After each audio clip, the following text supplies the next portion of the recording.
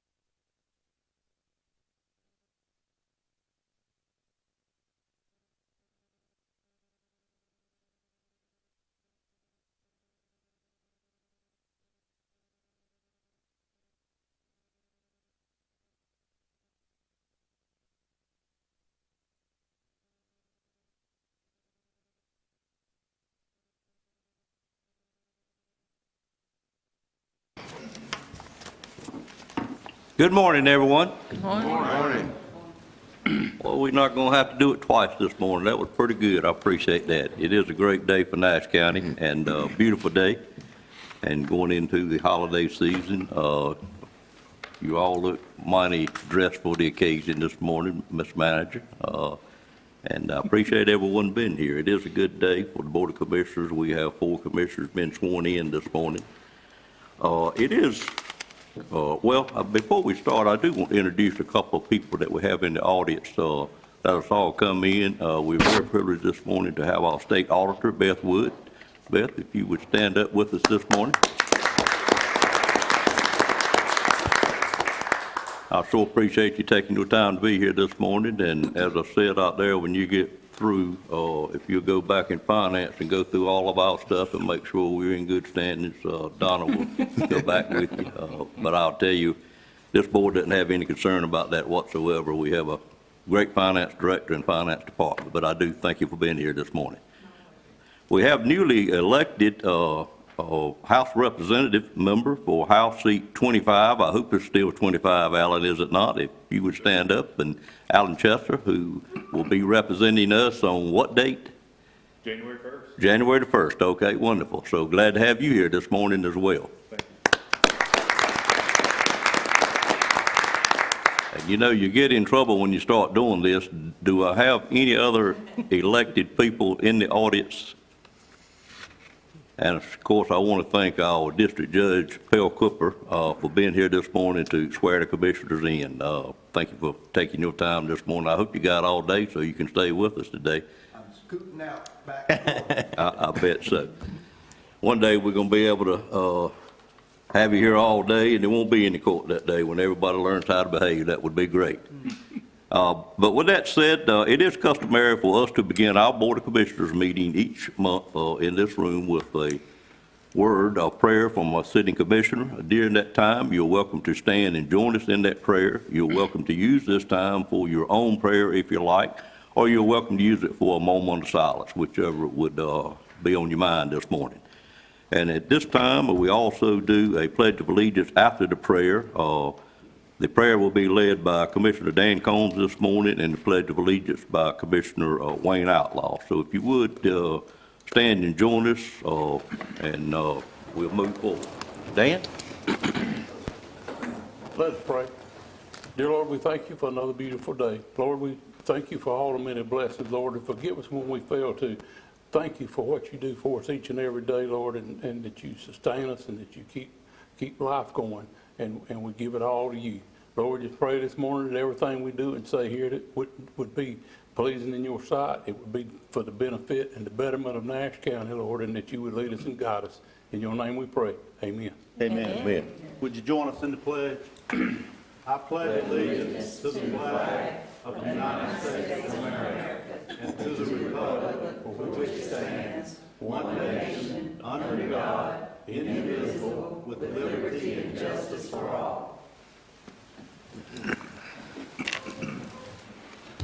Next item on the agenda is item 4, which is approval of the minutes for the last month. We had a meeting in November, on November the 7th, for our monthly meeting, the first of the month, and then we had a joint meeting with our school board on November the 21st. You have both of those minutes, and I'd entertain a motion for any corrections, any additions, or approval of the minutes as written.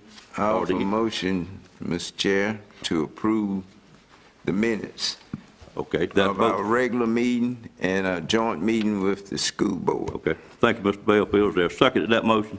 Second. Second by Commissioner Outlaw. Madam Clerk, I do have one small addition I'd like to add under the rezoning that we had on the Harvest Family Medical Center. I did make a statement or ask the attorney to rule on whether I had a conflict of interest myself or not, based on association with the company that I own stock in, doing work for that company. He ruled, due to the present circumstance of this particular job, I did not, and therefore I was required to vote on it. If you would just note that in the minutes, I'd appreciate it. Thank you. Mr. Bellfield, that addition okay with you? Didn't we take care of that in the meeting? We did, but I thought- it wasn't noted in the minutes, and if it comes up later, I would like for it to be in the minutes, that's all. That's fine. All of us have people That's that fine. may not love us as much as we love one another. Yeah. And the It- second, it's okay? fine. Okay, I have second, no okay, problem. I have Mr. no Outlaw? objection. Okay.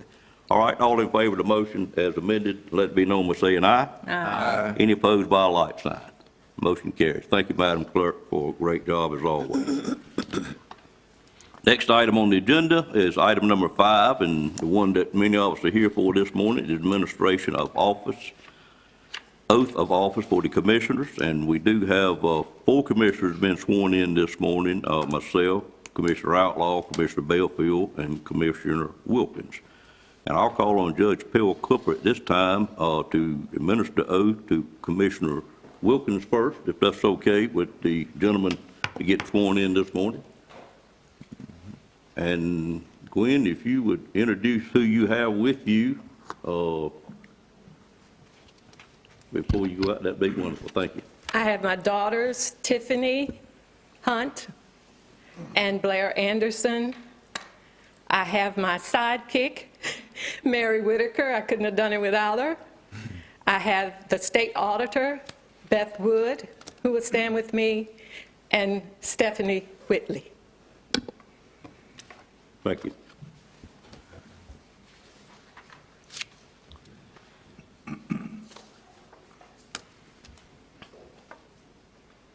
All right. Have on my robe because this is indeed a solemn occasion. Are we going to do it like this? Okay. All right, we'll do it like this. I want to tell all of you commissioners what we in the court system think about you.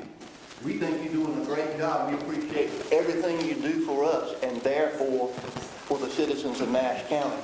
And we believe that each and every one of you are doing an excellent job. So please keep up the good work. Thank you, Judge. Appreciate that.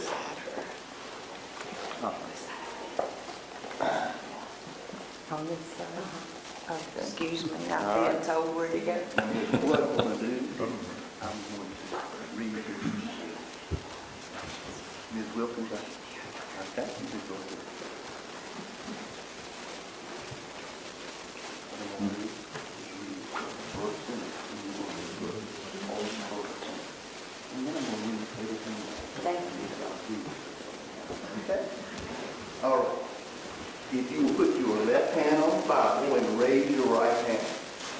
Repeat this first sentence. I, Gwen Wilkins, do solemnly swear I, Gwen Wilkins, do solemnly swear that I will support the Constitution of the United States.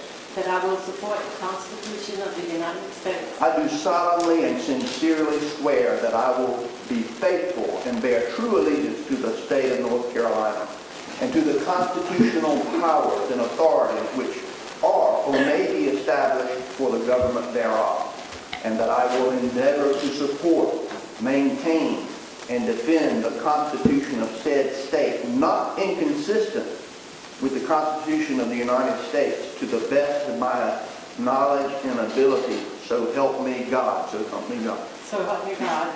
I, Gwen Wilkins, do swear that I will well and truly execute the duties of the office of Commissioner of Nash County according to the best of my skill and ability, according to law. So help me God. So help me God. Congratulations.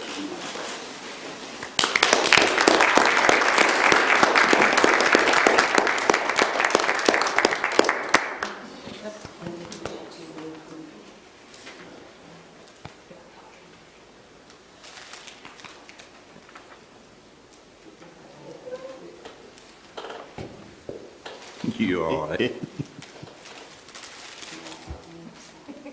I'm so sorry. This is going in a publication, so I gotta make it right.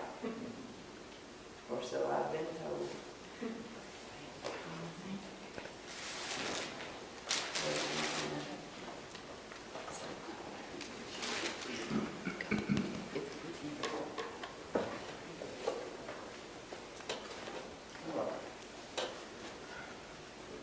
whoever is next wants to come down. All right. I'm going to go to our senior member of the Board of Commissioners at this time, Mr. Fred Belfield. And I think his wife, Ernestine, is going to join him. Yes, I have my wife Ernestine. We've been married for 56 years. Been happy during our marriage. I said, well, I'm gonna run anymore, so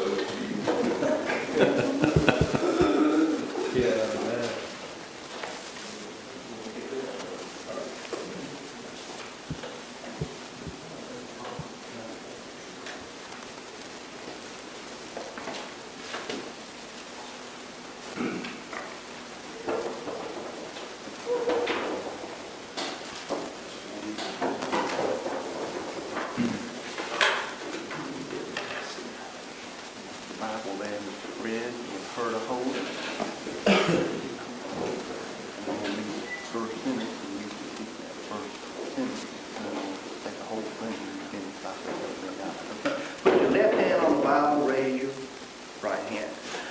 I, Fred Belfield Jr., do solemnly swear I, Fred Belfield Jr., do solemnly swear that I will support the Constitution of the United States. that I will support the Constitution of the United States. I do solemnly and sincerely swear that I will be faithful and bear true allegiance to the state of North Carolina and to the constitutional powers and authorities which are or may be established for the government thereof, and that I will endeavor to support, maintain, and defend the Constitution of the said state, not inconsistent with the Constitution of the United States, to the best of my knowledge and ability, so help me God, so help me God. So help me God. I, Fred Belfield Jr., do swear that I will well and truly execute the duty of the office of Commissioner of Nash County, according to the best of my skill and ability, according to law, so help me God. So help me God. Congratulations, Mr. Belfield.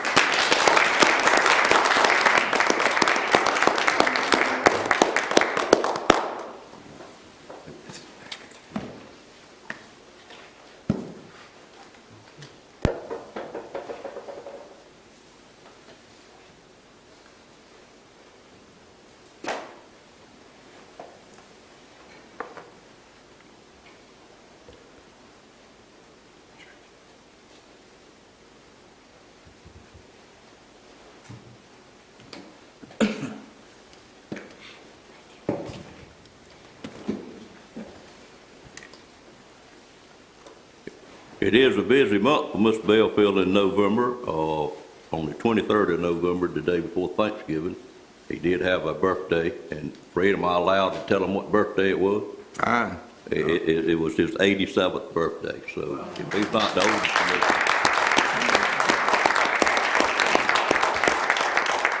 if he's not the oldest commissioner in North Carolina, he's got to be pretty darn close, and I certainly appreciate, on behalf of the board, your many long years of service. This will be starting your 6th term or 7th term? 7. 7th, okay, wonderful.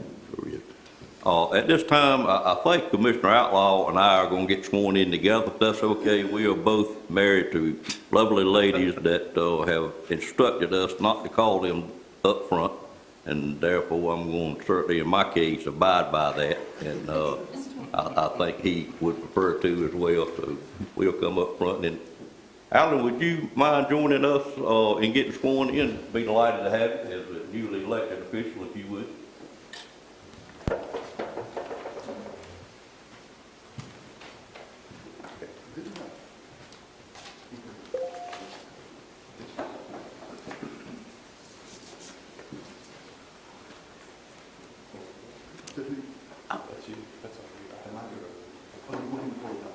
Yes.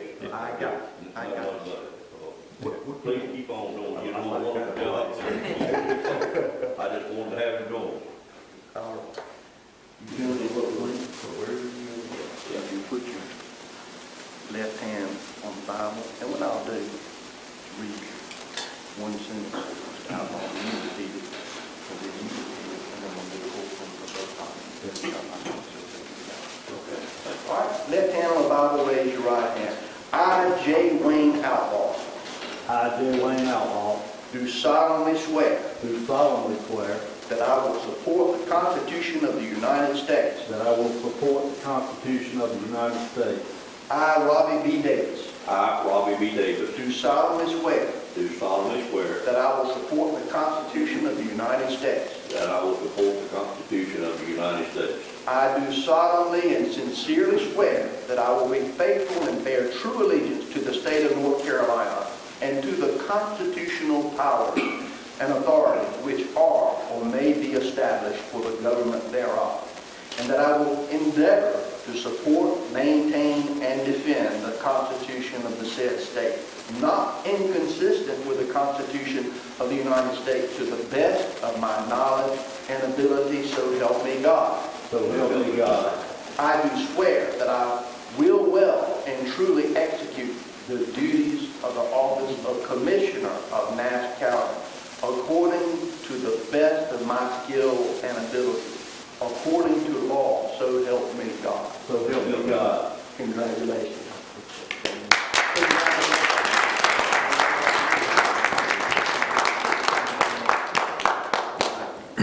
That's me. Good to see you. Thank you. Thank you. Thank you.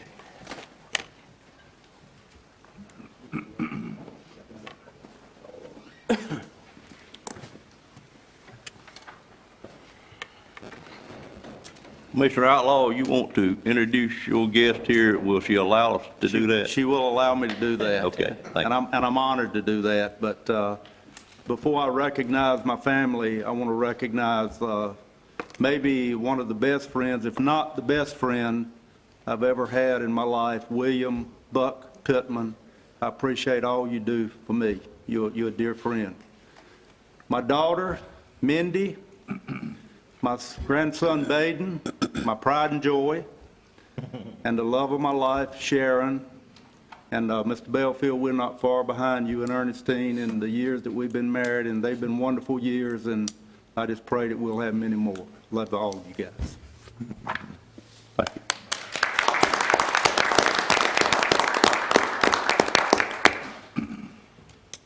Joining me this morning, I have two great friends that graduated from high school with, from Northern Nash, quite frankly, who we're all in Nash County very proud of today.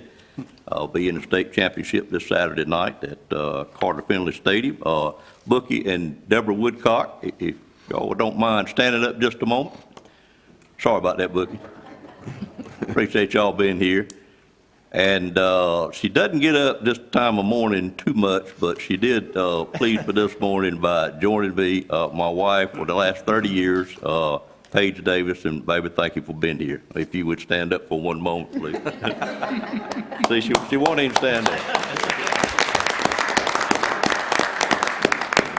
But I do appreciate everyone being here. I'm going to take just a short pause for anyone that wants to greet their people as they leave, or anybody, all of you going to stay for the whole meeting, I guess, maybe? I didn't think so. We'll take just about a 5-minute break to let you see your guest out, go in, and Wayne and Fred. Then we'll start back up and elect officers for the next year.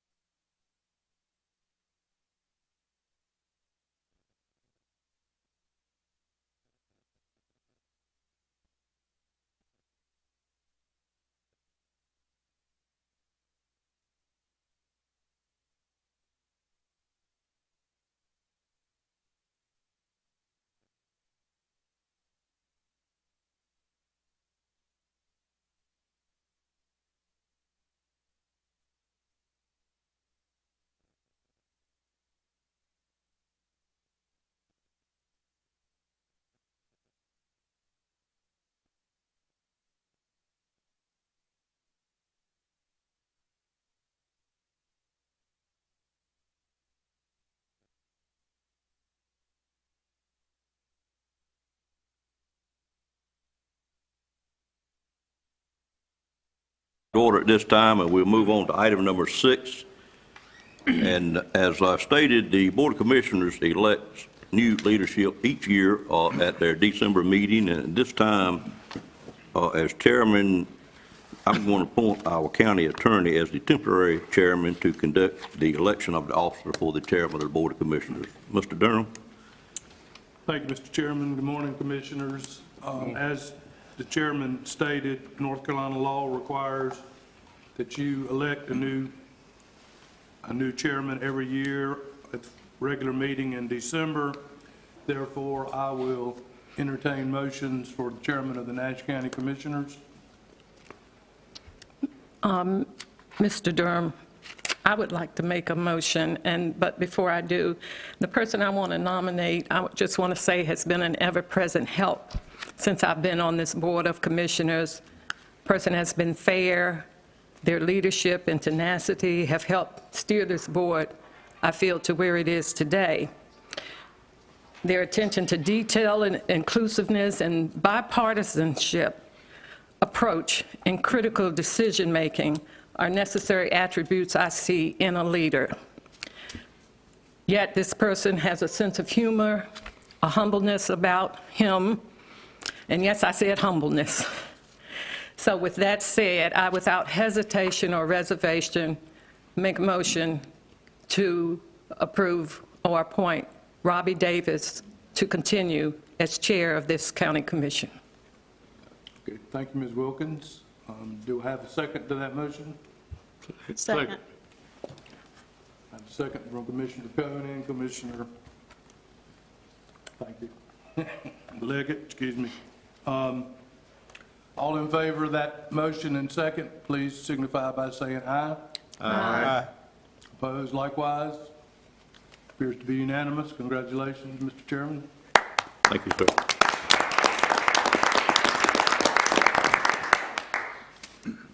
Commissioner Wilkins, I wasn't expecting all those kind words, and I am humbled by them and appreciate them. Thank you. Very deserving. All right, well, at this time, I would entertain motions for vice chair for the Board of Commissioners. Mr. Chair, congratulations on your reappointment. Thank you. I'd like to make the nomination for vice chair. What I want to say is that this gentleman has worked with me as I attack some of the projects in my district. We work very well together, and I'm confident that we will continue to work well together. Even though he's on the opposite side of the aisle, we respect each other, and at this time, I want to nominate Wayne Outlaw. Thank you. Commissioner Arrington, is there a second to that motion? I second it, Mr. Chair. Okay, second by Commissioner Belfield. Any questions on the motion? All in favor of that motion, let it be known by saying aye. Aye. Any opposed by a like sign? Motion carries. Congratulations, Commissioner Outlaw. Thank you very much. Appreciate your help during the past years, Congratulations. and look forward to working with you again. All right. And I certainly appreciate all the board members supporting me, and I will do my best, but I do ask and beg that if you got anything that we've done that you think we could have done better, please call me up, tell me. You know, I'm awake most hours of the day. You can call me anytime you wish. Weekends, it doesn't matter. But we'll try to keep everybody included, informed, and work together. It is a pleasure to serve as a chairman of a board that works together as well as this board does. Now, doesn't mean that we agree on everything, because believe me, we don't. And it's not always along party lines, Mr. Arrington, as you know. Sometimes we disagree when it was within our own party. But I will say that it's never been an instance since I've been on the board that we didn't leave our meeting and come back fresh the next meeting to continue to work for the citizens of Nash County in the way that we should work for them. I appreciate all the board members for supporting me. Thank you. Okay, we'll move on next to the item number 9, which is public comment. And that is an item on the agenda that allows any citizens to speak to the Board of Commissioners about anything you have on your mind that's not otherwise shown on the agenda. And if you're here this morning, we do have a sign-up period out front. I did not have anyone to sign up, but our board is pretty relaxed in procedure in that regard itself. And if there's someone here that didn't realize they needed to sign up, that wants to bring an item to the board that's not on the agenda, we'd be glad to hear from you at this time. Anyone wish to speak to the board?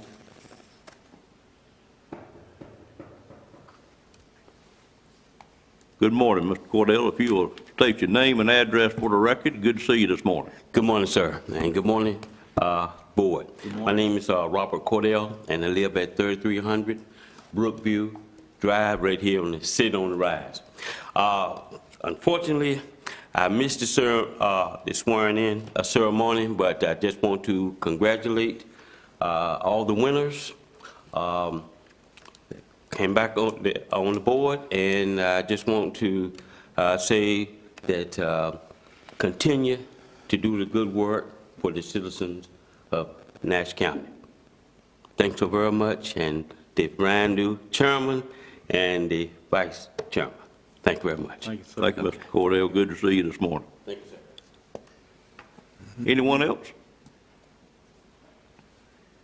All right, we'll move on.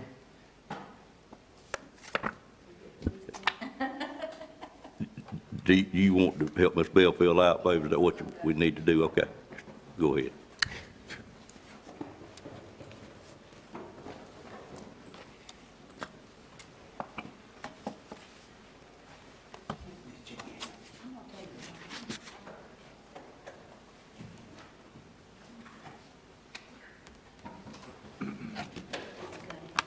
Paige, are you taking her home?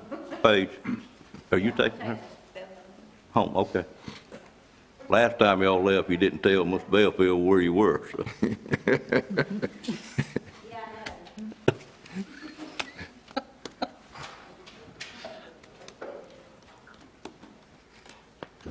find her, she's with me.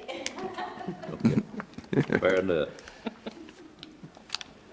I do have one item before we start the regular agenda that has been added or asked to be added by Patsy McGee, and it is a item about awarding a contract for the Miracle Park for an engineering agreement. And I'd like to add it, if I could, got it marked here. Patsy, do you have anything else on the agenda? Yes, sir. What item do you have? Which is what item? Number 18, okay. Well, if it's okay with the board, I'd like to request we add the other item that Patsy has is 18A. And it will be to be able to get the engineering work started for the Miracle Park Phase 2. Any objection to that? Thank you. Mr. Durham, does it require a motion, or are we okay to move on? I think you have the authority to do that. Okay, thank you, sir.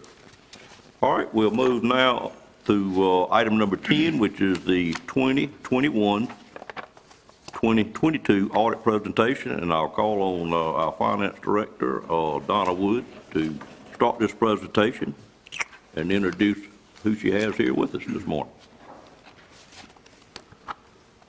You got finished with the other, Ms. Wood, pretty quickly. That means things went well, huh? Yes. I'd like to say congratulations to our commissioners and to you and Mr. Outlaw for your reappointment for chair and vice chair. Thank you. Thank you. What I have before you is for our audit to be accepted for the 2022 audit report. Mr. Stuart Hill, he's an audit manager with Thompson Price Scott Adams, will present the highlights from the Nash County 2022 annual audit. Thank you. Good morning, sir. Good morning. Appreciate you having us. Glad to have you back. Yes, sir. We're going to make this really exciting, because it's exciting stuff. And I got some, ocean view in Denver you can buy too. Okay, so as we always do, we do a presentation summary rather than go through the whole thick audit. So it's for the sake of time. And we'll start with page 1 in the presentation summary that looks like this.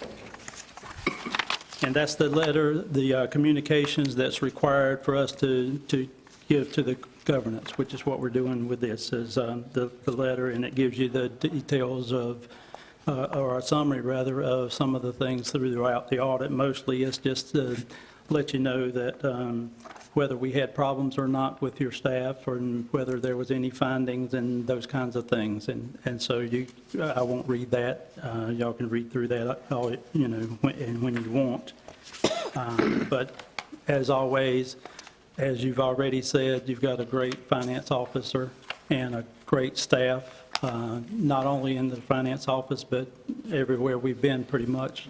We have had nothing that we could complain about in terms of helping and assisting us with what we need to be able to do the audit. So we appreciate that every year. So, and it's always been that way here, so since we've been doing it at least. On page 4, we have a lot of the data. This is the same kind of format as we've been doing. The data, we're not going to read those either, because that's just there to provide the background for the charts that we're going to start on page 6. So the first chart on page 6 is an analysis of the general fund balance.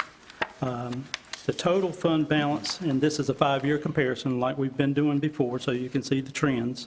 The total fund balance as of June 30th, 2022 was about $56.8 million, compared to about $42.7 million in 2018. And that's the total fund balance. The available balance is in the red bars, which is in 2022, about $41 million, compared to $36.6 million in 2018. And your unassigned fund balance in 2022 is $30.1 million, compared to $28.3 in 2018. So you can see the trends there for all 3 of the fund balance categories. The chart at the bottom of page 6 is the available and unassigned fund balance for the general fund as a percentage of the expenditures. And the blue represents your available fund balance. The red, again, is the group weighted average by population throughout the state. And then the green is the percentage for your unassigned fund balance. So that's, you can see those percentages there, how it compares to the state, as well as with the available. And then the unassigned is added on as well. So you can see that your percentages was 39.25% for the total fund balance, and the states, we don't have the data for 2022 yet, but you can see it was 43.02% for the state average last year. Turning over to page 7, we have your tax collection percentages. And you can see here the Nash County is in the blue, 99.09, compared to the state, 98.14%. So your collections are doing well compared to the state. On page 8, we have a breakdown of the general fund revenues. Basically by category, the ad valorem taxes is the largest by far, followed by your local option sales tax, and then third would be the intergovernmental revenues, which is primarily grants and other intergovernmental revenues. Primarily that's the grants, though. So you can see that taxes is first, the local option sales tax, and then the grants are in third. On page 9, similarly, we have the general fund breakdown of expenditures by functions.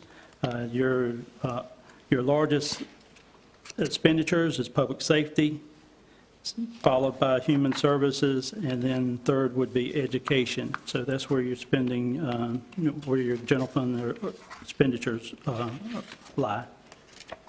On this last page of the presentation summary, this is a little detail in some of the things that we have to give to you, as well as the required communication. We did have one finding in the financial portion that we had to make a prior period adjustment for, and this is, we've done this for several counties and towns this year. It has to do with the local option sales tax and the timing of when those revenues or receivables are incurred. So it has to do with the lag time between the time the state gets the sales tax for each month and when they get it sent to the counties. And so we had to add some revenue and receivable because the months were skewed. It was like from May to May, it's as far as what it was, and now we got to get it made to, June to June. And so that, if we didn't do the prior period adjustment, you would have had 13 months in 1 year. So basically what we're doing is making sure we get the 12 months in the right years. And that's a lot of counties and towns have been doing that same thing all along because of when they get it.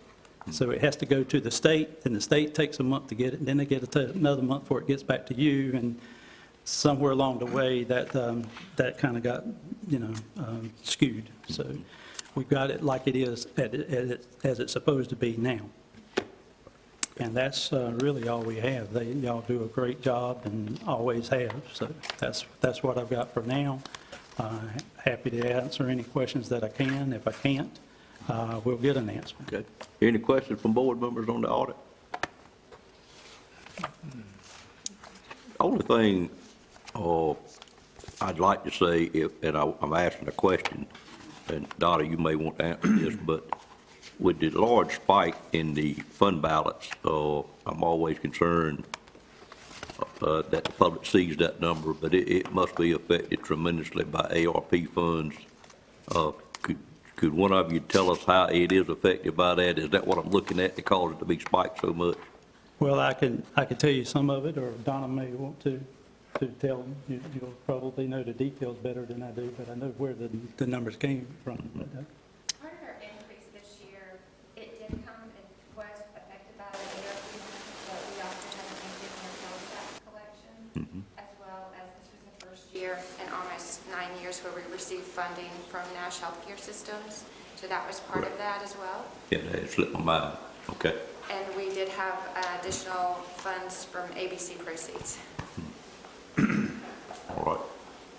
But a lot of it was the ARP funding, I guess. Absolutely. That was the primary piece. And of course, this county has pretty much designated those funds, even though we adjust a little bit each time that committee meets, but for the most part, we do know what we're going to do with them.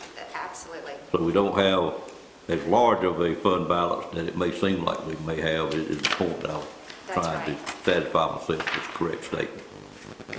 And then the only other thing is I always am fascinated by the three largest categories, which is public safety, human services, and education, and how this board funds them. They're always reasonably pretty close, and they always change positions just a little bit. But this time, from the highest to the lowest, it's only 1/1900 to 1% difference, which is really amazing to me that this board has always tried to fund those in equal amounts. But I think we've done as a board, been led by the staff in doing just that. So our public safety happened to be first this time. Our human services was in the middle, and of course education been 24.65 is only 1/1900% difference in the high and the low. So we'll sure keep that in mind moving forward with our budgeting next year. Thank you. Any other questions or comments? just mention it's important to note that those three items you just mentioned comprise about 75% of our total revenue. And if you add debt service into it, which includes education, that brings it up to over 80%. Correct. So I think that's fairly good control of the revenues that are coming into the county, being used for the right reasons. Thank you, Commissioner Outlaw. We appreciate it. Thank you, sir, and Merry Christmas. At this time, I'd entertain a motion to accept the audit as presented. So moved. Have a motion, is there a second? Second. Second by Combs and Outlaw at the same time, yes. Any questions on that motion? All in favor of the motion, let it be known by saying aye. Aye. Any opposed by a like sign. That motion carries. Thank you, ma'am. We'll move to item number 11, which is the monthly tax report. I'll call on Doris Sumner to make this presentation. Seems like you're moving up on the agenda each month. You must be real nice to somebody working on the agenda. Yeah, I think so. Well, good morning, everyone. Good morning. Good morning. Congratulations again also as well on your reappointments and all. At this time, I would like to present the monthly tax report. And as you all know, this report is designed to keep the board current on activities in the tax office. The report is for your information only and does not require approval. However, it is recommended that you accept the report so that it will be noted in the minutes. And if there are any questions, I would be glad to answer that. Any questions on the tax report? We will note it in the minutes that it has been presented. Thank you. And we do not have any refunds for consideration this month. Okay, no refund. All right. Well, we thank you, ma'am. Yes, sir. Thank you. Next on the agenda is item number 13, which is EMS shift change update, and I'll call on Tony Cameron at this time to make this presentation, and whoever else he may have with him. Good morning, sir. Good morning. Oh, just lost a button. It happens. Congratulations. Congratulations to you. Thank you for allowing us to come here and give you an update on the EMS shift transition. I'm happy to report that we're moving along on track where our expectations are. And I have today before you Scott to give you the details, which should get a little bit in the weeds, but Scott does a great job for us, and we appreciate that. Scott? Good morning. Good morning. Appreciate the opportunity to come in front of you and talk about the progress we've made so far in such an important project. Let Ms. Janice finish getting the handouts out so everybody can see.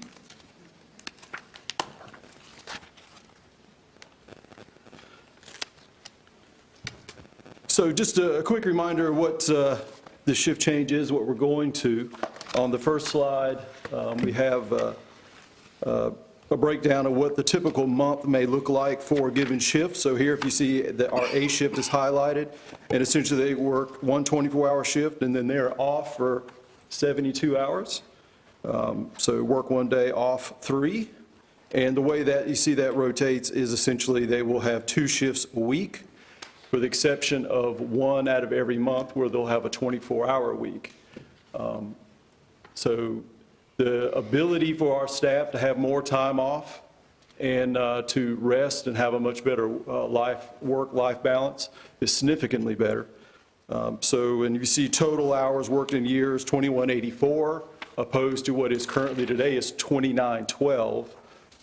So 723 hours less a year. That brings us much closer and in line with what the typical full-time U.S. worker is expected to work. We're excited about that change.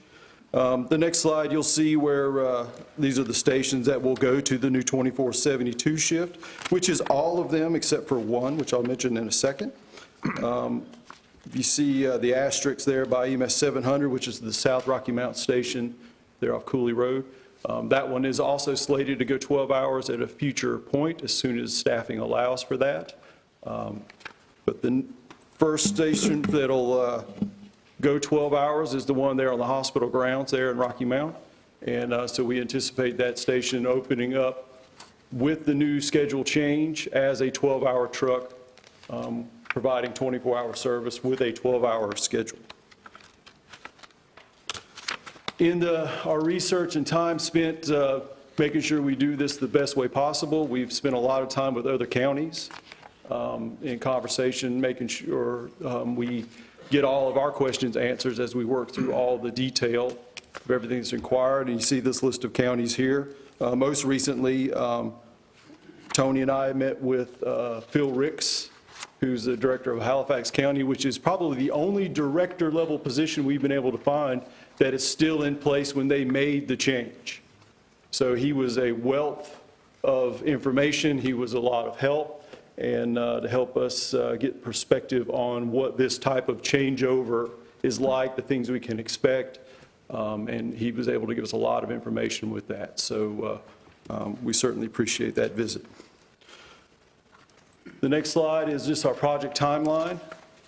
So far, this timeline was built back in late June, and right now we're about 3 weeks late according to the timeline, but there's certainly enough buffer built into that we're still very comfortable with where we're at and confident we'll meet all the critical markers that we need to. Logistical preparations is one big piece of it. And the big items that come down to that is all the stations have to be converted over to handle the new shifts. And of course, the additions of the staff, which includes obviously uniform purchasing. We had to do some work with buying additional lockers and other things that had to do with preparing those stations. Recruitment efforts is probably the biggest single piece of this. We transitioned or reassigned a current position into what we now call a HR and recruitment officer. So that position is currently being worked by Erica Peel, which is a paramedic from our staff, and she has done an amazing job. She's so far she's visited, let's see, Nash Community College, Edgecombe Community College, Johnson Community College, Wake Tech, Pitt Community College. And then there's also been a visit to Southern Nash High School. All of those are getting our message out, getting what we do, and trying to open the eyes of these students as us as an opportunity for employment. And since all the good work that she has done, I'm pleased to say that for the exception of the fact that today, we recently had Jamie Moss retire after 30 years of service. We do have his position open, but I expect to have that filled very quickly in the next week. For the last several weeks and then going forward, I'm comfortable in to say that our staffing is very strong, and that fully staffed is something that's not a strange term to say anymore, as it has been for some period of time. And I give a lot of that credit towards Erica and all the work that she's been doing as a designated recruitment person, focusing on that. Some other elements of that, Jonathan Edwards has done an outstanding job working with us. He created our first recruitment video, which was really like a public announcement of the change of shift. He's got some more footage and stuff he's working on now that involves our staff that will be more recruitment aligned, and they're basically testimonials.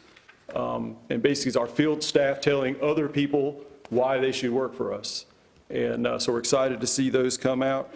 And I have to applaud our own field staff to the direct involvement that they've had, exercising word of mouth and peer networking, and doing direct referrals. So that has gone exceptionally well, and it's lent itself to our current staffing as it is now, and additional staffing that is already coming online, looking forward to the new shift change.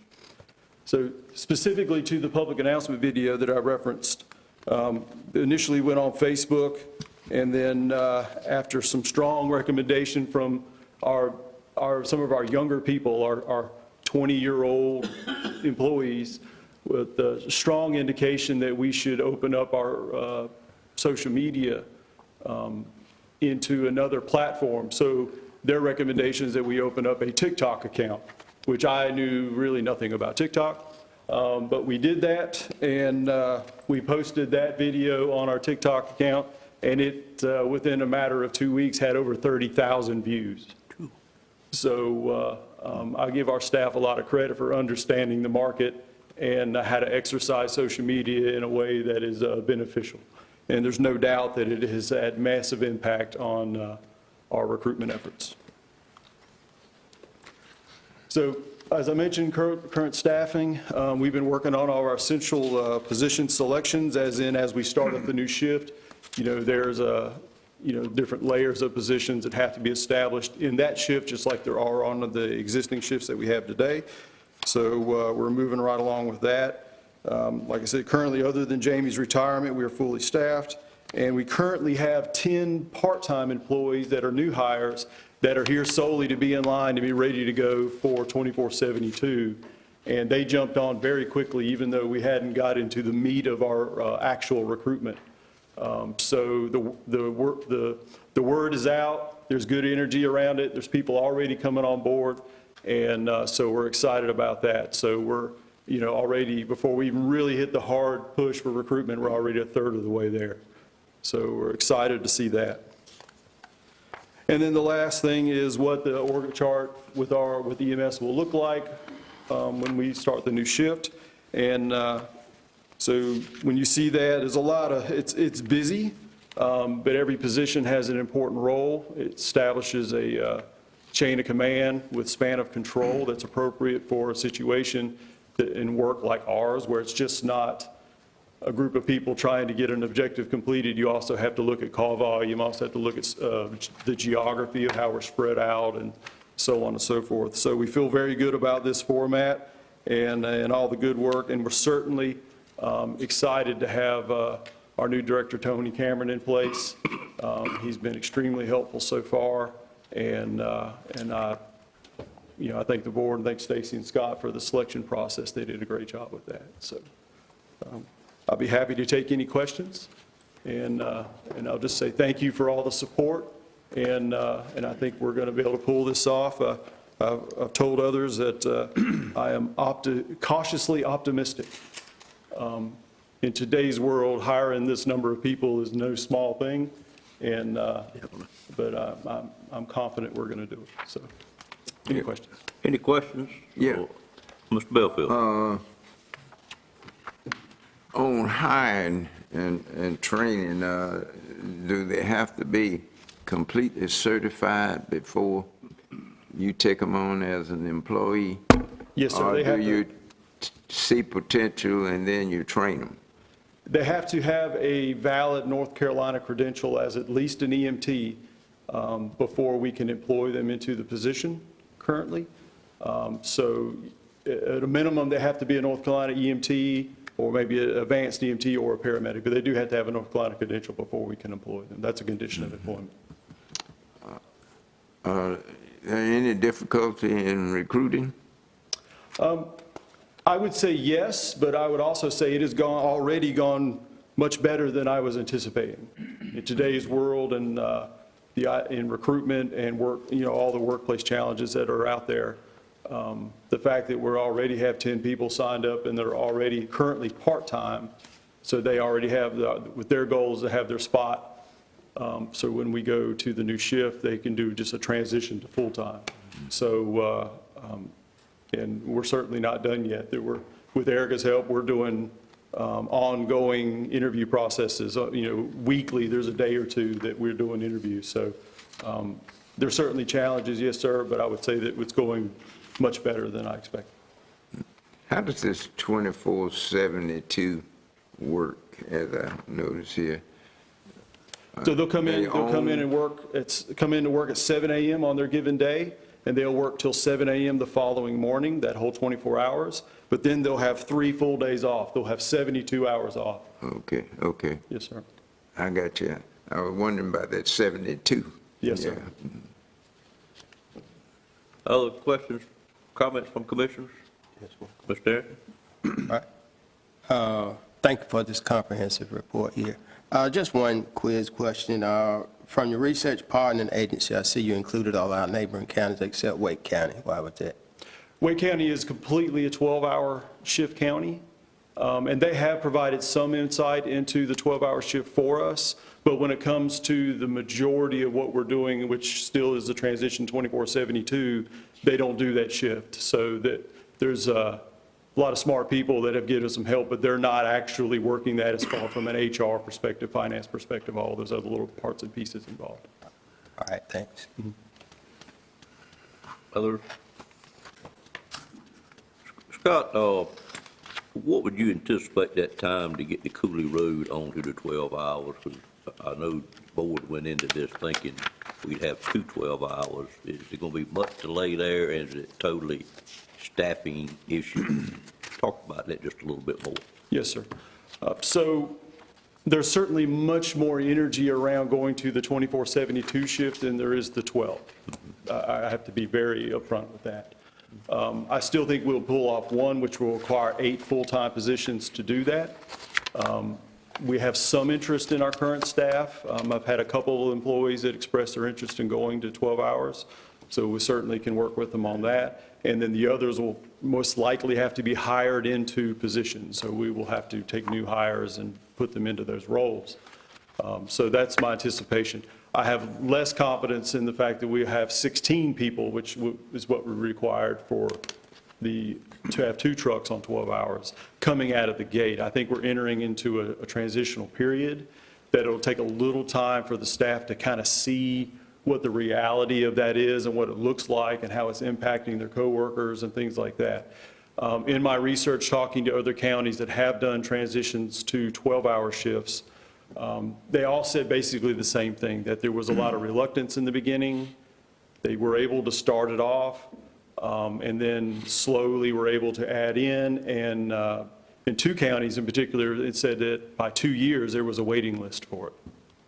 So based on that feedback, my intention is to add EMS 7 in, the South Rocky Mountain Ambulance in, as soon as that little bit of transition, I'm not saying it's going to take 2 years, but as soon as the staff sees what the reality of that truck is and what it looks like, there's going to be the word-of-mouth conversation amongst the employees about their feelings of it, and then I think it'll settle in. It won't be such an unknown, and we'll be able to pull off the South Rocky Mountain Ambulance a lot faster at that point. So. I think to that, I would just say, I know I did, I won't speak for the rest of the board, went into this thinking we'd have those 2 out of the gate.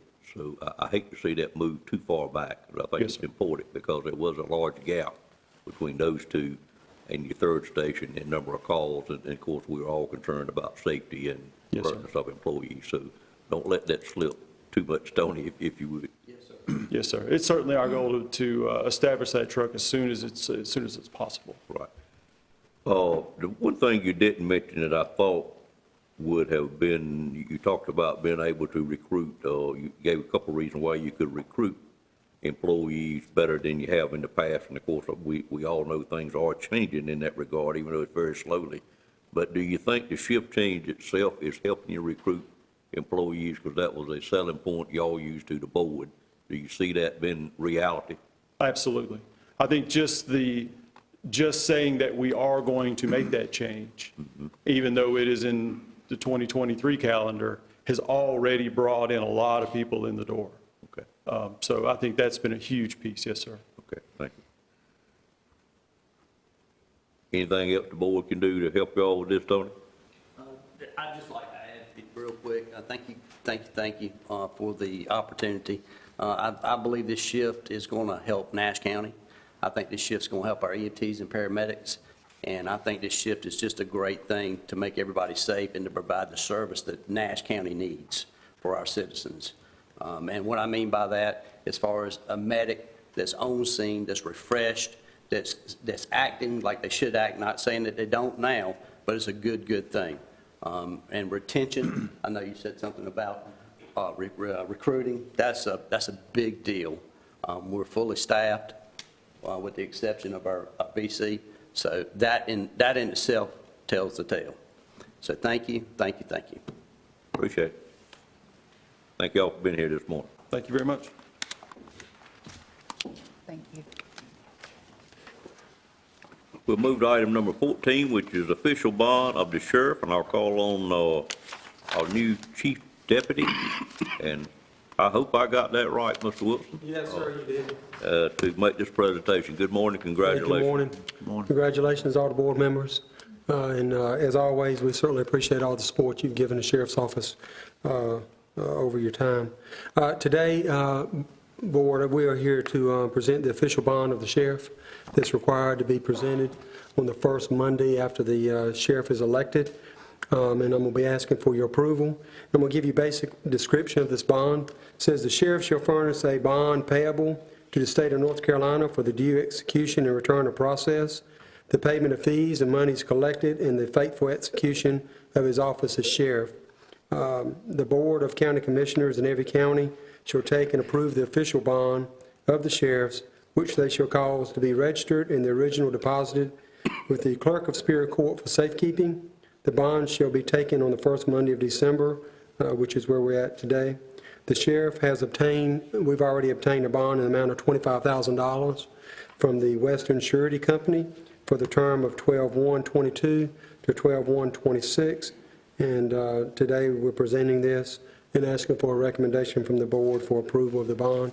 And I have a copy of the rider if the board does not have it already. Any questions on this? Anybody remember doing this before? Well, you would not understand. I think we did, okay, all right. All right, no question, I'd entertain a motion for approval. Moved by Commissioner Combs, there a second? Second. Second by Commissioner Leggett. Questions on the motion? All in favor of that motion, let it be known by saying aye. Aye. Any opposed by a like sign? Motion carries. Thank you, sir. Thank you, sir. Congratulations again. Thank you. Look forward to working with you. Item number 15 is the Nash County Farm Lease, and I'll call on Mary Ann Waters at this time to make this presentation, who has waited patiently. Good morning. Good morning. Hope you all are doing well this morning. Doing great. I am seeking the approval for the Nash County Farmland Industrial Park site on Highway 97 in Rocky Mount. We received a bid of $100 per acre for 106.99 acres, totaling $10,699. The bid was received by Pack House LLC of Spring Hope, North Carolina. This lease will be a one-year contract from January 1, 2023 through December 31st, 2023. The acreage has decreased by 10 acres to exclude the installment of the shell building. It is my recommendation that the board approves the bid. Do you all have any questions? Any questions on this lease? Did you have competitive bidding? We had one bid. Just one? Yes, sir. And you're satisfied with that one? Yes, sir. Other questions, comments? Entertain a motion for approval.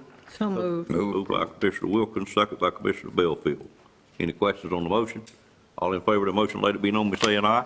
Aye. Any opposed by a like sign? Motion carries. Thank you, Mary Ann. If you want to stay right there, we'll move to item number 16, which is Voluntary Ag District Ordinance Update.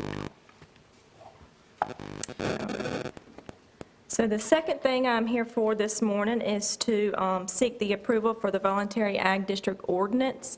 It has been updated. The Voluntary Agricultural District Program was adopted by Nash County in 2009. The purpose of the Voluntary Ag District Program is to promote and encourage the sustainability of agriculture, including cropland, forestry, horticulture, or any other ag entities. This program reminds citizens in Nash County, and particularly near a district, that agricultural activities may occur. A few changes to the statute have been made to reflect clarification to some parts of the ordinance. County Attorney Vince Durham has reviewed the ordinance as well and made some comments and suggestions that have been incorporated into this. Some of the bigger changes to this ordinance include Article 5, membership requirements. The board must have representation from the Nash County Board of Commissioners. Currently, Dan Cohn is an advisory member on that board. Article 10, the designation of districts on development plans. Developers of major subdivisions or planned unit developments shall designate on preliminary and final development plans or plats the existence of voluntary agricultural districts within 1 aerial mile of the boundaries of the proposed development. Article 14, notification, Section A, mapping, a separate layer indicating the location of the district's ownership information, properties within 1 mile, and other pertinent data will be available for public view. Currently, this is a half-mile buffer, so we're just requesting it be changed to a 1-mile buffer. On behalf of the Agricultural Advisory Board, it is my recommendation that the board approves this new ordinance. Okay. Any questions on the proposed changes? I have a few myself, but the other commissioners go ahead first. Any questions? No, yes, one, have you had any negative feedback from any farmers about the changes? Do they think you're changing for the best? So this recommendation actually came from the North Carolina Department of Agriculture, where some of the, Department of Agricultural lawyers looked at this and recommended that we change it. I think they have had different, instances over the years where they've said, if we kind of tweak this ordinance a little bit and, make clarification, that may help future instances.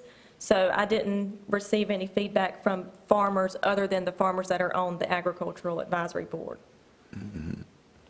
Yeah, I asked that question because when we adopted it in 2009, I know, to me, some farmers said, I want to be able, they were afraid that they couldn't do if they wanted to stop farming or if they aged out of farming and they had the land there, they wanted to be able to do what they want to with the land. So they were a little skeptical, but we did get it through. Yes, sir. And I'm just wondering if had been any checking, letting them know that you're making some changes. No, sir, not yet. But the Voluntary Agriculture District has 2 tracks, the traditional and the enhanced. If somebody is a part of the traditional track and sells that land, it's no longer a part of the ag district. So if anybody was concerned about not being able to do something with their property, if they were a part of the traditional and they were to sell it, it would be out of the district program. Okay, that was the biggest concern back in 2009. Yes, sir. That they would be able to do if they want to take the land out of the agriculture district, they could do it. Yes, sir. Other questions, comments? Ms. Waters, don't most of these changes have to do with general statute updates and just actually getting our rules up to date with what the state has? Yes, ma'am. Okay, thank you. All right, anyone else? Sue just got one of my questions answered, is what prompted this, and it appeared like that, but it's due to state statutes that have changed, okay? Yes, sir.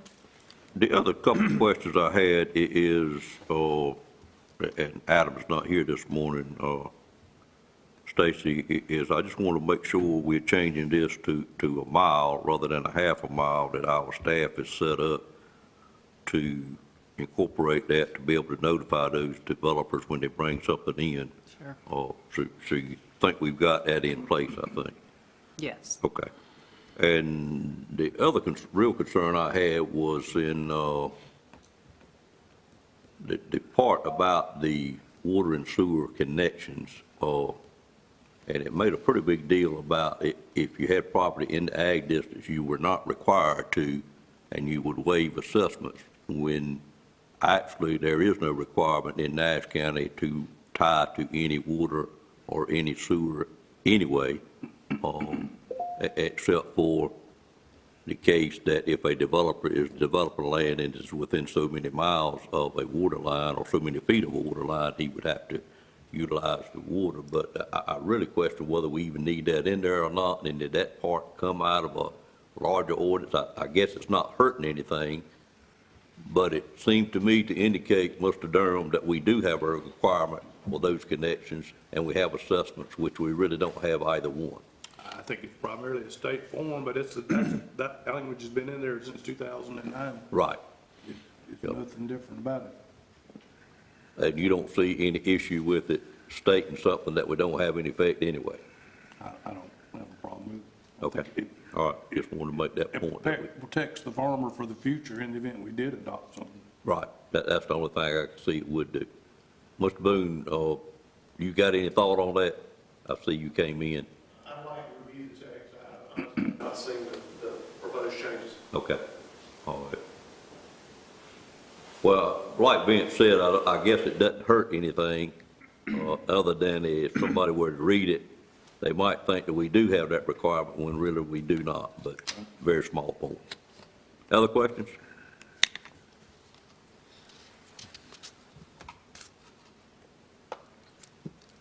All right, if there are no other questions, I'd entertain a motion for approval of the proposed changes to the voluntary agriculture district ordinance.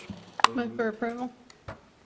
I've got a motion by Commissioner Combs, a second by Commissioner Leggett. Any questions on the motion?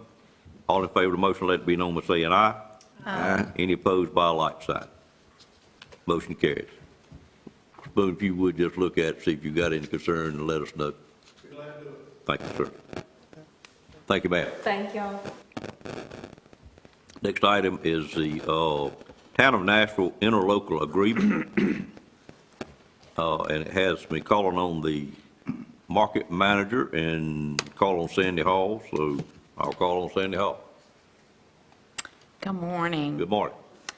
All right, so I'm here to talk with you about the current Town of Nashville interlocal agreement. We've been through a year with that agreement. Our previous county manager, C. Lamb, brought that to you before in 2021 and has worked very well. The market has done very well in Nashville. They approached us about continuing it, and so this is just to continue that agreement another year. The Nashville Farmers Market operates from April to October, and they have a holiday market in Thanksgiving and December. So it will reopen in April of 2023. Any changes to what we had approved before? No. Okay. Questions? Ms. Hall? Seeing none, entertain a motion for approval. Moved by Commissioner Wilkins, is there a second? Second. Second by Commissioner Leggett and Mr. Belfield. Any questions on the motion? All in favor of the motion, let it be known by saying aye. Aye. Any opposed by a like sign? Motion carries. Thank you. Thank you. Thank you. We'll now move to item number 18, which is Great Grant 2.0, award of high-speed internet. Should be matching funds, I think, Yes. not marching funds. Congratulations to everyone again. As you know, Nash County is in a public-private partnership with Cloudwise to provide high-speed internet service to Nash County residents, and Cloudwise submitted an application to the state for Great Grant 2.0 funds. They were awarded a $4 million grant, which has a required match, and Nash County is splitting the match 50% with Cloudwise. And if you recall, we had designated $4.5 million in ARP funds for high-speed internet, and specifically for the purpose of matching state awards.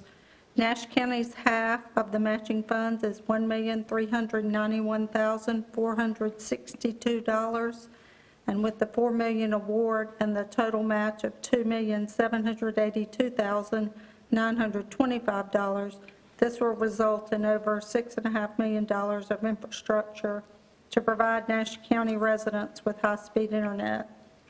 As outlined today, this project will provide 75 miles of fiber in Nash County and will serve more than 2,400 residential homes. So the request before you today is to approve the use of $1,391,462 in ARP funds to meet 50% of the required match for the $4 million Great Grant 2.0. Questions on this item? This item did come before the committee that works on this last week, and the committee blessed it to be moved forward to this point, but it's a great opportunity for the county to pick up a large number of customers, 2,400, and it's really our first endeavor into this kind of delivering of internet service. We have thus far, as you all know, have been wireless, but this is the first time, even though there's a lot of work going on in Nashville currently to put it in a wired method, but this is our first one throughout the county here. And quite frankly, the committee was pretty excited about it and glad that we got the $4 million great grant to do this with. But Patsy will be glad to answer any questions that you have. Any questions on it? Is this tied in with broadband, high speed? That's what it's all about, Mr. Belfield, yes, sir. I thought we had earlier had completed a portion of Nash County on this. We have done phase 1, phase 2, and are finishing up phase 3. And this is brought about because we were able to receive a rather large great grant, which is state money, to put in it, and has allowed us to do a phase that we really didn't have funded to do, other than using the ARP funds to match the state grant with which we have been assured that we are allowed to do that. It would be the biggest bite of customers that we've been able to serve thus far. So this would complete the 75 miles that would, I mean, yeah, wasn't it 75 or 70,000? How many miles was it, Patsy? 75 miles. 75. 75 miles, yeah. This would complete that. That would complete that section of the county, yes. Okay. Other questions? Sue? Is this part of the project include unserved and underserved, or is a good part of this already served? I Patsy, guess. can you answer that? This is primarily in underserved and unserved areas. Okay. I still want to continue to focus on the unserved and underserved. Yes. I thought that was the answer, but I wasn't 100% sure of that. I've seen the map where it serves, but you're right, that's what this board is interested in doing. Other questions? I mean, to the committee that had worked on this from day one, I think we left that meeting, and I won't speak for the other gentlemen that are on the committee, which is Mr. Combs and Mr. Outlaw, but I think we felt that maybe we were reaching the point where we were feeling much better about the position we had taken to partner with CloudWise and their ability to start running fiber throughout the county, which is really what the ultimate answer will be for a lot of the county, because we are indeed a rural county with some terrain, but with a tremendous amount of trees, which has become more of a issue with wireless than I think they thought up front. But there's also technology that is developing that will help us work through that as well. Dan or Wayne, anything y'all like to add to that? I just think the effort from day one has been to support the unserved and underserved. And this is just a continuation of that, and there's much more work to be done. Yep, indeed. Other comments? I did have this feeling when we left that meeting, it made it final. We're going to begin to show you that we are finally getting high-speed internet in Nash County. Right. Saw a little bit of light, didn't we, Dan? Yeah. It was a better meeting than sometimes I felt like it was just a money pit, but I think we're beginning to see what we're going to really see results out of this now. And I'll tell you, Nash County has been ahead of the game the whole time because we started a little earlier, but it is a very changing industry. And the partner we had, fortunately, has been able to get a lot of investors, private investors that has put a lot of funds in Nash County as well to help them change equipment as they needed to. May not have made the best selection first, but they are certainly upgrading quite a bit of equipment that we've already got, and I feel pretty positive about the future of it, but we do have a lot of work to go. We had $4.5 million set aside in ARP funds. This takes this dollar amount, so we've still got quite a few funds left out of ARP to do future matches with grants that we are able to get, and we continually apply for. If no other questions, I'd entertain a motion for approval. So moved, Mr. Chair. Moved by Commissioner Harrison, is there a second? Second. Second by Commissioner Outlaw. Questions on the motion? All in favor of the motion, let it be known by saying aye. Aye. Any opposed by a like sign? Motion carries. Thank you. Patsy, while you're there, we'll move to item number 18A, which was added. It is the engineering agreement for Phase 2 of Miracle Park. Yes, Nash County was awarded the North Carolina Parks and Recreation Trust Fund grant for $425,000 for Miracle Park at Coopers Phase 2. And based on the cost estimates from Stocks Engineering, the total estimated cost for Phase 2 is $852,000, including a Partif grant of $425,000 and a total local match of $427,000. Construction improvements for Phase 2 include additional walking trails, an event stage, a sand volleyball court, a disc golf course, a large and a small dog park, and associated improvements like site work and grading and parking and utilities and signage and landscaping. The budget submitted with the Partif grant application included $75,000 for design, and we solicited engineering proposals and received one from Stocks Engineering on that says December 18th, it should say November 18th.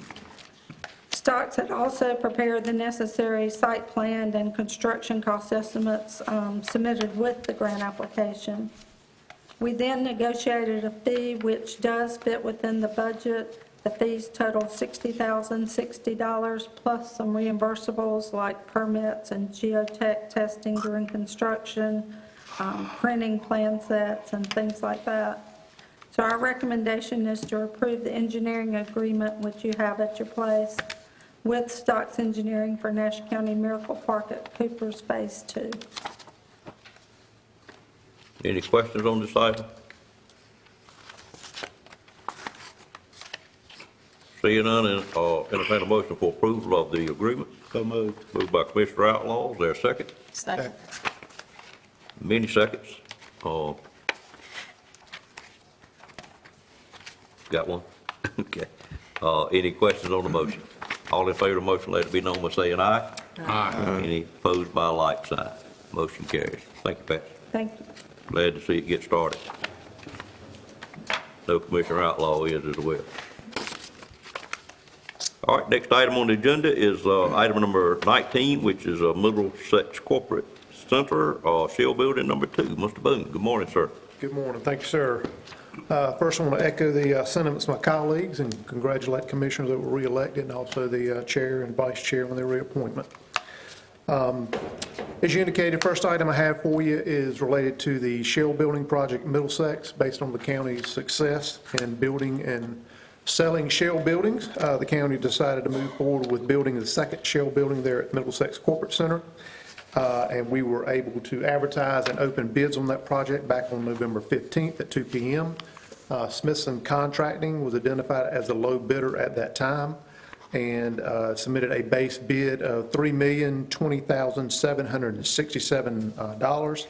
And staff is recommending that Smithson be awarded the contract for that project at a total of $3,322,843, and that would include a 10% contingency. That said, I'll be glad to answer any questions you may have. Any questions on this item? Seeing none, entertain a motion for approval. Motion to approve. Motion by Commissioner Combs, is there a second? Second. Second by Commissioner Leggett. Wilkins. Wilkins, excuse me. Questions on the motion? All in favor of the motion, let it be known by saying aye. Aye. Any opposed by a like sign? Motion carries, sir. Got the money? Absolutely. Okay, go ahead, sir. Ready for the next item? Yes, sir. Let's move on to the next item. All right, next item I have for you is change order on the Pet Connection Center. You may recall I visited with you last month. We talked about change order 2 on the Pet Connection Center project. More specifically, one of the items associated with that change order was the acquisition of some cat kennels for the project. And unfortunately, and probably not unexpected, between the time that the vendors provided the quote for the change order and the commissioners approved it, the vendor providing the cat kennels had an increase, 9.6%, I believe, was the number I came up with. So change order 3, I've come back and asking the commissioners to approve a change order in the amount of $4,349.42. And that acknowledges the 9.7% increase that Shoreline, which is the vendor providing the cat kennels, increase that they had implemented actually back in October.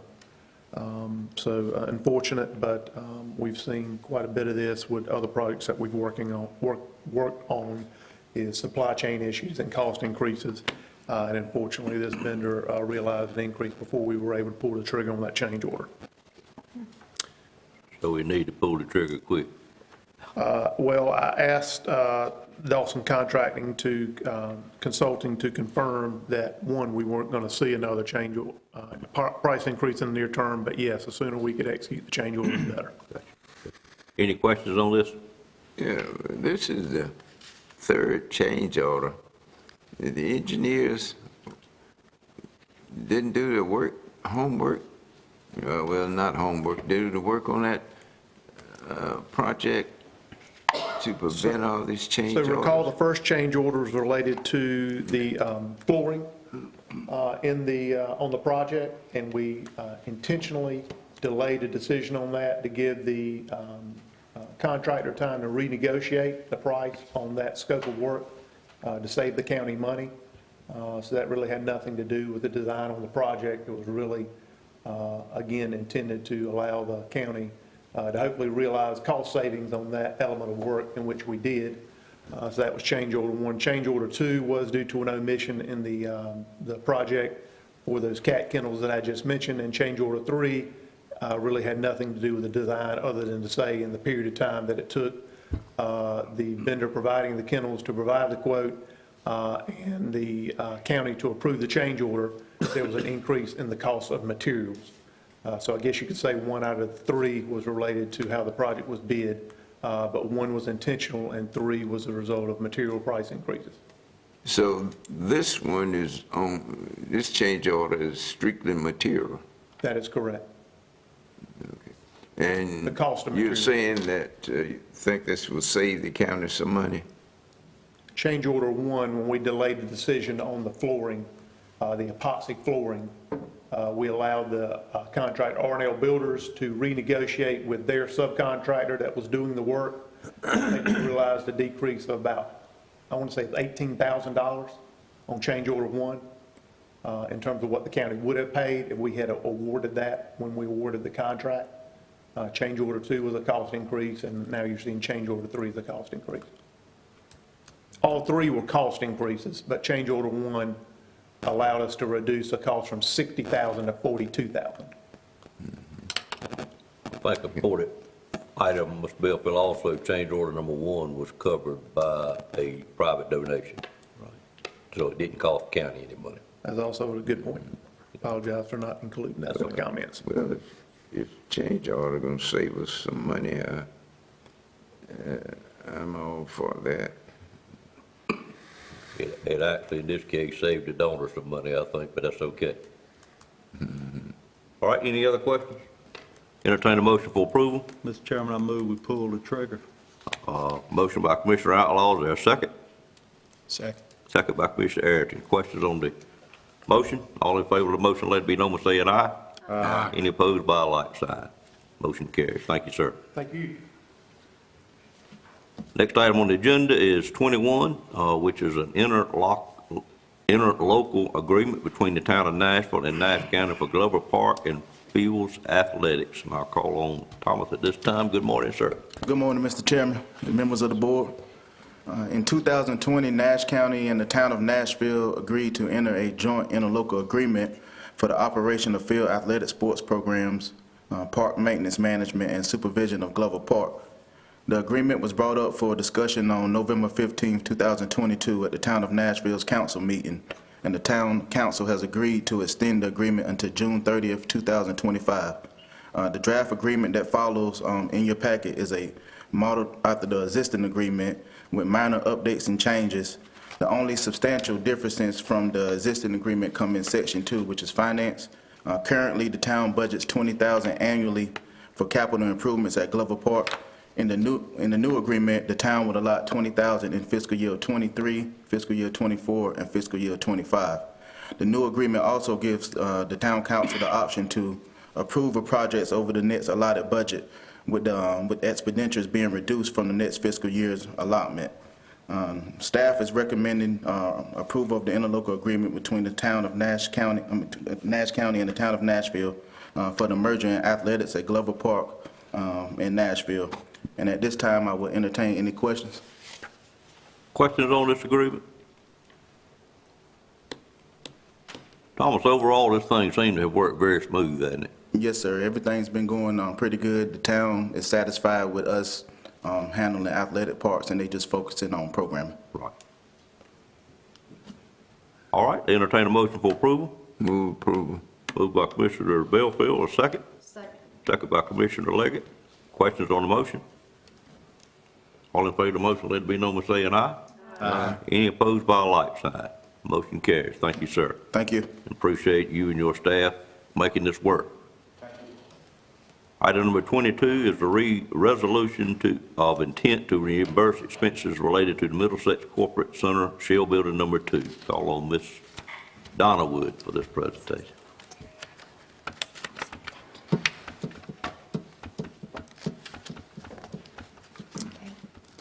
In anticipation of financing the additional cost for the Middlesex Shell Building Number 2 above the available funds we currently have from the sale of Shell Building Number 1, the Board of Commissioners are presented a declaration of an official intent to reimburse expenses related to the project.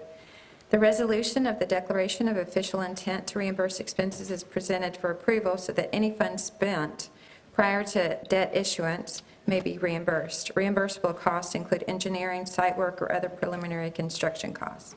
The attached resolution for your approval establishes no more than $3 million in principal amount of debt is expected to be incurred for the purpose of paying for the Middlesex Shell Building Number 2.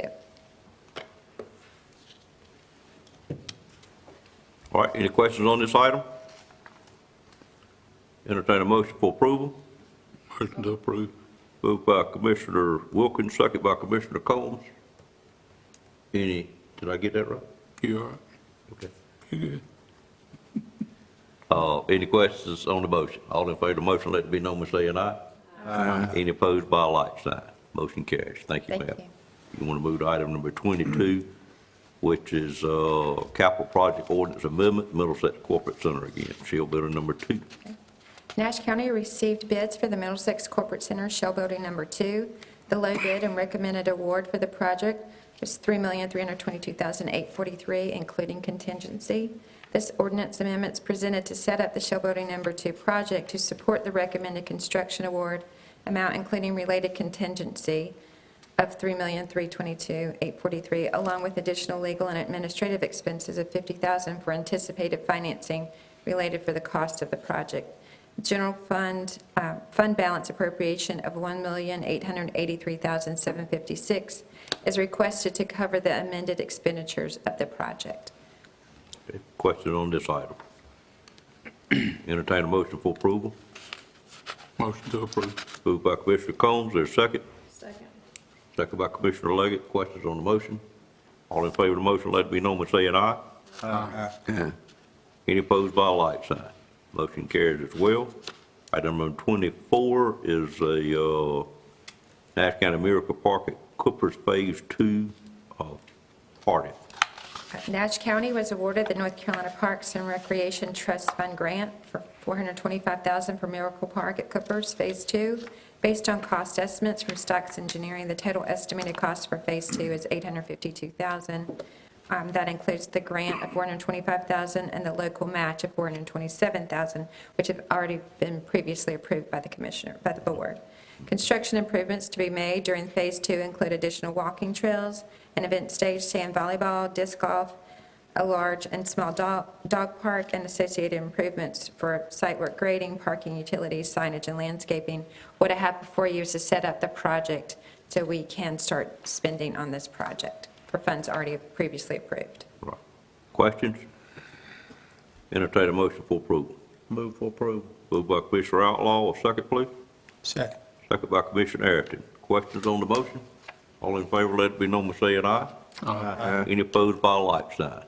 Motion carries as well. Budget amendments, item number 25.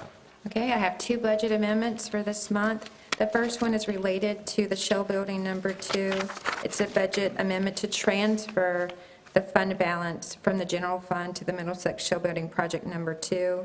It's $1,883,756. The second item is with the Federal Asset Forfeiture Fund. This amendment is to budget asset forfeiture fund balance for the purchase and outfitting of a vehicle with asset forfeiture funds. It's $40,000. No county funds are required.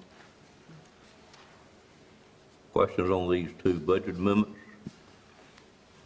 Smallest number of budget amendments I ever remember. All right. Entertain a motion for approval. Move for approval. Moved by Commissioner Leggett, second by Commissioner Wilkins. Questions on the motion? All in favor, let it be known by saying aye. Aye. Any opposed by a like sign. Motion carries as well.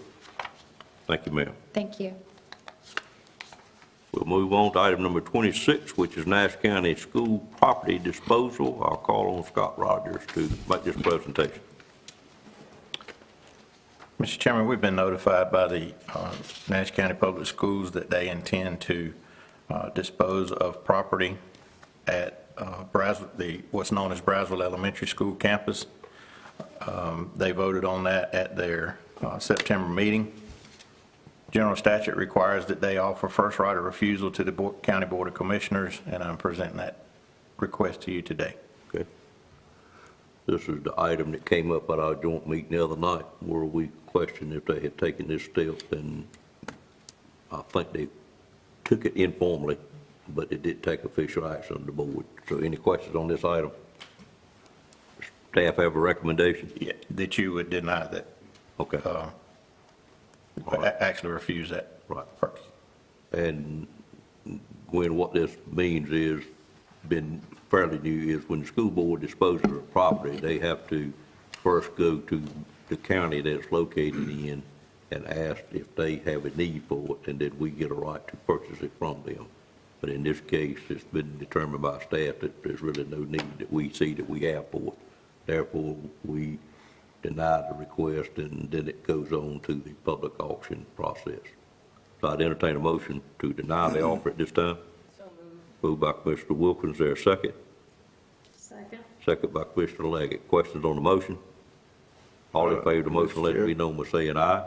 Mr. Chairman, Uh, I was going to ask the question. Okay, I'm sorry, sir. Let me hold the call for a vote, and Mr. Belfield, go ahead for your question. My question now? Yes, sir. Okay, the question is, has that property been checked? Is it suitable for advertising and for sale? Do you have that information or not? I don't have that information. It is my understanding that if this board refuses the offer, then it would go to be advertised in public auction. Yeah, I understand that's where it would go, but I was just wondering about the condition of the building. Well, Mr. Belfield, I really think that would be a charge of the school board to take that action, and the maintenance director. Well, that's Mr. why I was Davis. asking, had they done that? I feel certain that they have, because they've already started that process, and knowing Mr. Davis like I do, he's very thorough in what he does. I do believe he mentioned something about environmental findings at the meeting we were at very briefly, or maybe in a past conversation. So they have a process they go through prior to putting the building up for public sale, and I feel certain he has followed those procedures. Okay, I know it's a real old building. Yeah, it is, but they have spent quite a bit of money on that the last 10 years, including replacing all the windows and various other things, because it was used for Tar River Academy for a number of years. So I feel certain that there's no environmental concerns in there. If so, certainly it would be known in the bidding process, or it'd be taken care of prior to actually put it for public auction. Any other questions? We had a motion, we had a Chairman, second. just a comment. Sure. We seem to always talk about affordable housing. Yes, sir. And what are the opportunities with something like this to retrofit it for affordable housing? If you look across in Edgecombe County where R.M. Wilson is located, that was an old school that I attended. Right. And I think today it is affordable housing. It is. It is. What opportunities would we have to maybe partner with the city of Rocky Mount or somebody to try to get grant funding to retrofit something like that to provide affordable housing?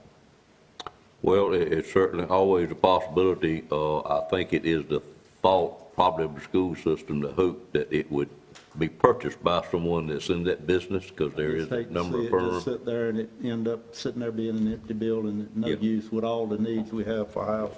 Well, any Just a bid, thought. any bid they would get on the property, they have the right to approve the bid or deny the bid. And if it didn't bring what they thought it was worth, if we were to buy it, we had to pay fair market value, I believe is what the statute says, which in some cases it wouldn't be feasible for us to do. But a public auction, it doesn't have to bring fair market value, but that's going to be a school board decision whether to sell it or not. But sometimes it indeed does go over into the hands of a private entity that collects those grants and does do that. And that's a suggestion we could make to the school board Seems to look like out for. we should have some option to bypass that system, to work with governmental agencies to provide that type of housing on a building that we know they've spent a lot of money on. Right. And it's probably in pretty good shape, and it probably would not take a great large amount of money to provide a number of apartments within a facility like that. Just a thought. Yep.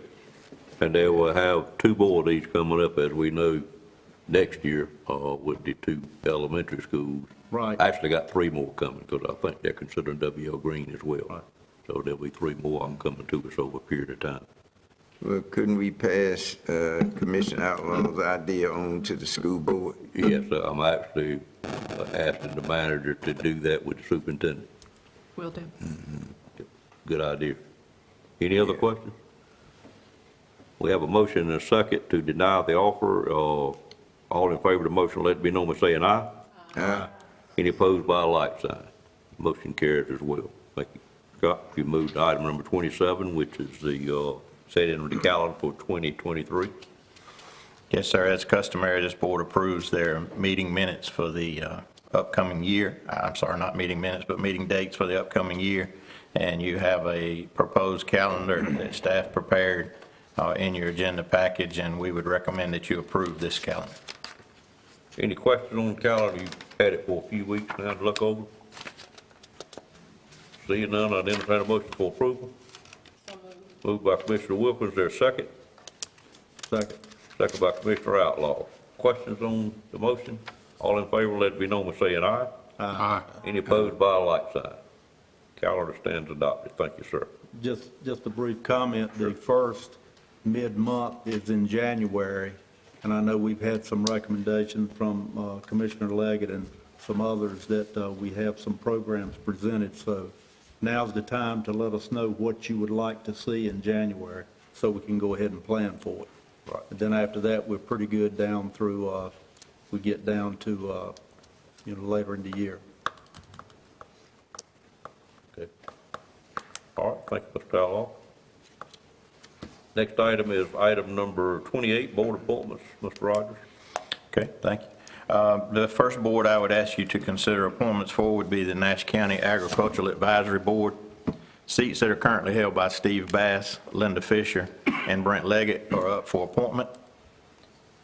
Ms. Fisher and Mr. Leggett are eligible and seek reappointment. However, Mr. Bass is retiring from the business, and a search is still underway by the Extension Director for a replacement for him. So the first item would be to reappoint Ms. Fisher and Mr. Leggett. If you would like to consider them all together, we also have the recent passing of Mr. Gary High that serves on this advisory board, and the staff is recommending Eugene Bunn as a replacement for Mr. High. You want to take care of all of these at one time, one motion, Sue? Maybe not. I wanted to ask the county Sure. attorney if I need to recuse myself from this vote. Okay, sure. On this. Okay, just want to make sure. You said you didn't think she did.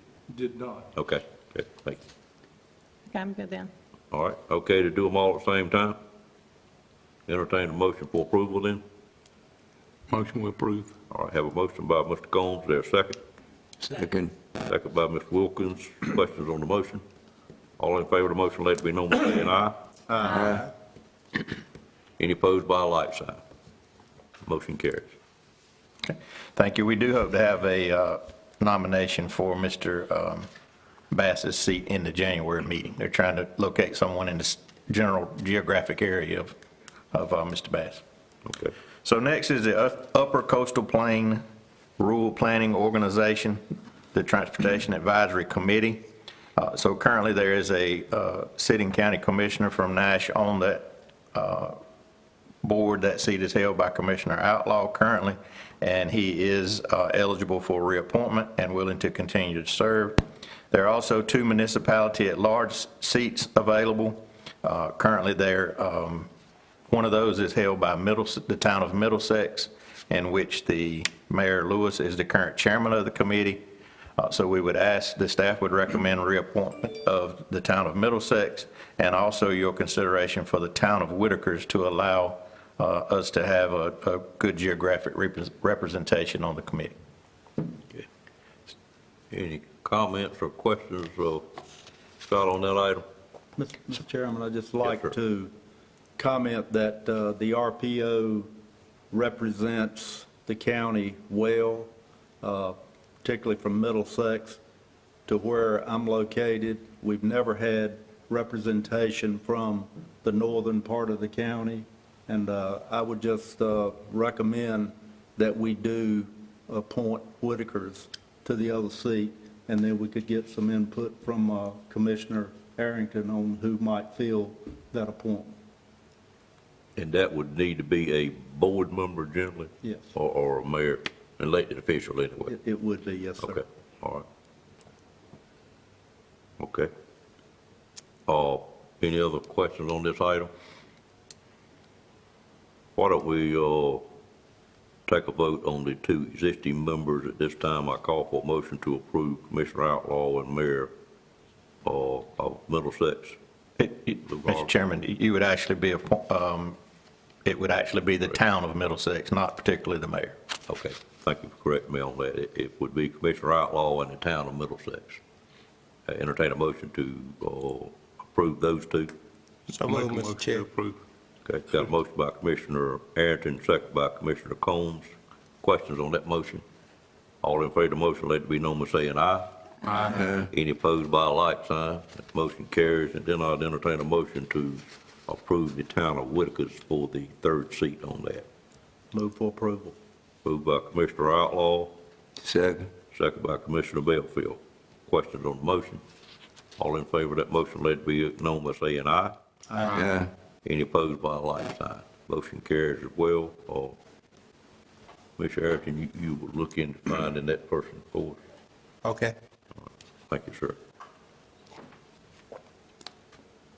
Anything else, Scott? You got one more? The last one I have for your consideration is the Westmount Fire Department Relief Fund Board. There's been a recent death of Mr. Donald Barnes, who served on their Relief Fund Board. The fire department is requesting that your board appoint Mr. Keith Langley to fill that vacant seat. Okay. This is something we normally do by procedure, all at one time for all the departments. This is just unfortunately coming to you today due to the untimely death of Mr. Barnes. All right. Any comments or questions on that? Mr. Chairman, Outlaw? without exception, the board of the Westmount Fire Department recommends Keith Langley replace Donald Barnes, and Donald Barnes was a charter member, I believe, of the Westmount Fire Department. Did pass recently. He was a great member of that department, and I'm sure that Keith will carry on as he did and do a great job as well. So with that said, I would move for approval. Okay, have a motion to approve, is there a second? Second. Second by Commissioner Combs. Questions on the motion? All in favor of the motion, let it be known by saying aye. Aye. Any opposed by a like sign. Motion carries as well. Sue, can we finish up? You okay? Finish up? Okay. All right, next item is item number 32. Well, item number, that's why I need to switch agendas then. 29. Commissioner Combs. Give me 1 second here. Item number 28 is commissioner comments. Any comment from any commissioners? Ms. Belfield? 29. 29, yes, sir. Is that what I said, or I say something else? You said 28. 29, I'm sorry. The only comment that I would have, are you starting? Yes, sir. You have the floor, sir. Yeah, the only comment I would have is, I just like to see us follow up on, I brought this up before, affordable housing. Yes, sir. Yeah, for Nash County, it can be in Rocky Mount, but I mean for Nash County. I know the town of Nashville and Middlesex have that already, but it would be good if we would look at that, maybe for the rural areas, and that suggestion that Commissioner Outlaw had about Braswell School is a possibility too. And I would just like to see us this year start looking at that on a serious basis, affordable housing. And the only other thing that I would say is I expect great things to happen in Nash County in 2023. Those are my comments. Thank you, sir. I hope you're 100% correct on that. Other comments from commissioners? Mr. Chairman, I'd like to take this opportunity to congratulate my fellow commissioners, Belfield, Outlaw, Davis, and Wilkins on your recent election and installation, and look forward to working with each of you in the future. Thank you, ma'am. Likewise, Ms. Wilkins. I do have one comment. I wanted to thank the Board of Elections, Director John Kearney and his staff for the hard work and dedication in their efforts to ensure the elections went off smoothly. And as far as I know, they did. The Board of Elections is one agency that many citizens just don't think about until it's election time or until it's time for them to register and vote. And this year, they saw 2 Sundays added on. They're seeing a runoff on tomorrow. So I just want to thank them and say, well done. Amen. Other comments?